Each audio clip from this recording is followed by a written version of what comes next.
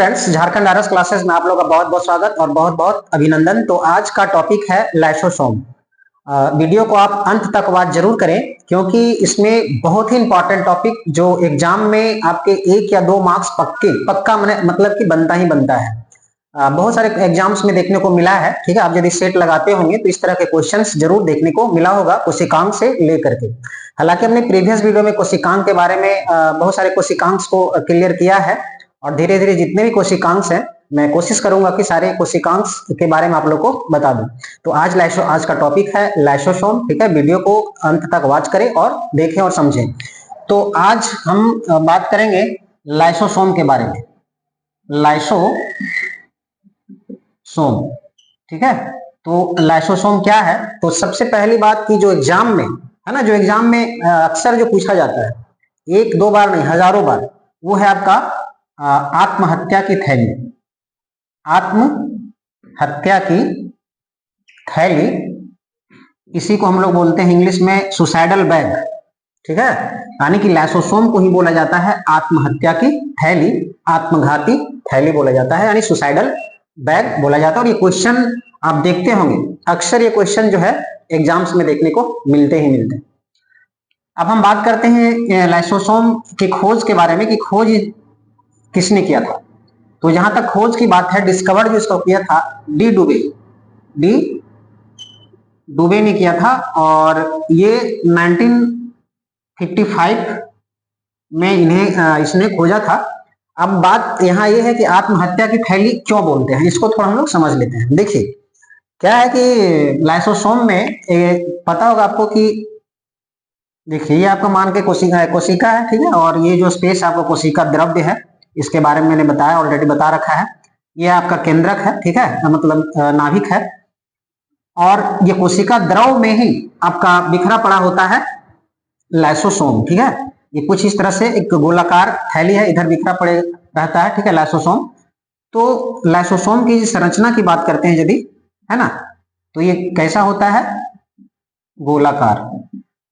ठीक है, अब बात आता है कि लाइसोसोम को आत्महत्या की थैली क्यों बोलते हैं, सुसाइडल बैग क्यों बोलते हैं, इसको हम लोग थोड़ा जानते हैं। होता यह है कि इसमें लाइसोसोम की थैली में, यानी कि लाइसोसोम में हाइड्रोलिटिक एंजाइम पाए जाते हैं। हाइड्रोलिटिक एंजाइम पाए जाते हैं। ठीक है, हाइड्रोलिटिक एंजाइम लगभग 20 से 20 प्रकार के एंजाइम्स पाए जाते हैं इसमें, हाइड्रोलिटिक एंजाइम्स। और इस एंजाइम का काम है कोशिका का पाचन करना। अब बात है कि आपको समझ में नहीं आ रहा कोशिका का पाचन का मतलब क्या होगा।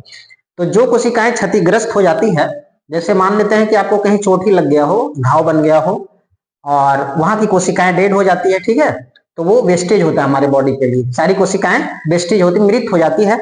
तो क्या करता है ये आपका लाइसोसोम, सारे कोशिकाओं का पाचन कर लेता है, अपने में अवशोषित कर लेता है, ठीक है, और कचरे को हटाता है शरीर से।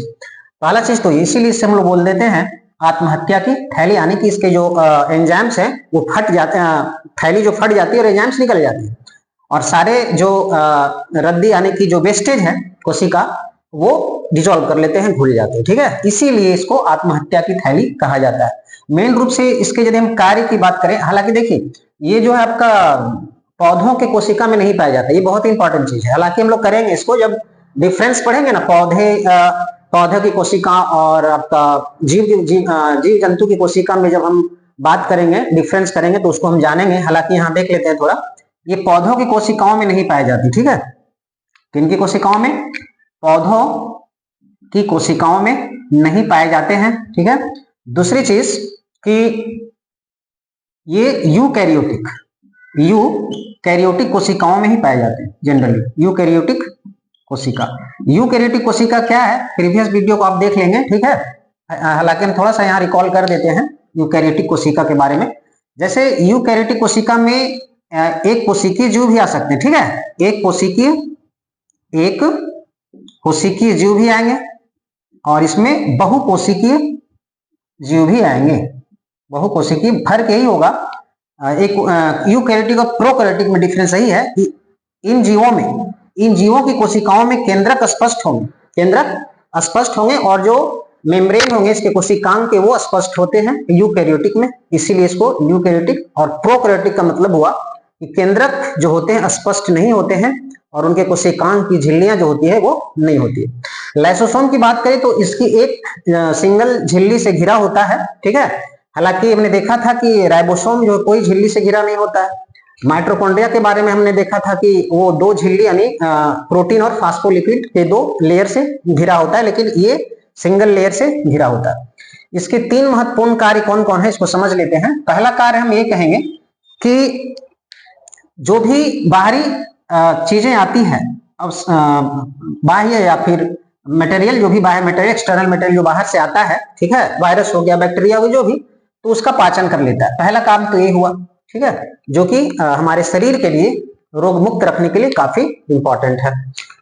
दूसरा चीज ये है कि इसमें जो भी क्षतिग्रस्त हो जाते हैं अंदर, जो भी इसके अंदर कोशिकांग, जैसे मान लेते हैं माइटोकॉन्ड्रिया ही क्षतिग्रस्त हो गया, ठीक है, तो उसको क्या करेगा, वो पाचन कर लेगा और कोशिका को क्या करेगा, स्वस्थ रखेगा।